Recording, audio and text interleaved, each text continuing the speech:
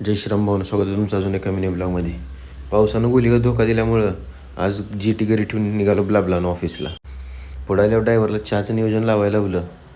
कसं तर गाडी चालू झाली. पुण्यात पोचत आलो तोपर्यंत गाडीनं बी धोका दिला पावसासारखा. गाडी बी झाली पंक्चर.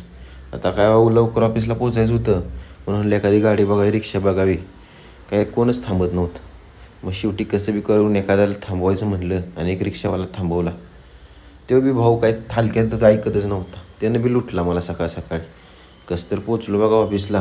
म्हणलं आज लय कंटाळा आला आहे, आज काय तर टाईमपास करायचं आणि जायचं घरी. मग पहिला चहा घेतला, मॅनेजरला जरा 2-3 अपडेट दिल्या, काम वगैरे केलं आणि आलो घरी. मग राहुल शेठ म्हणले चला काय तर नाश्ता पाणी करू. मंचुरियन खाल्लं.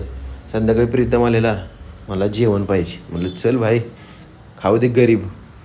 मग त्याला जेवण दिलं आहे तर त्याला म्हणतो थांब, तर थांबतच नव्हता. रडवला, मग चावीच देत नव्हतो. खालनं जाऊन फोन करत होता लय. या चावी दिली. लाईक शेअर सबस्क्राईब तेवढं करा आता भावानं.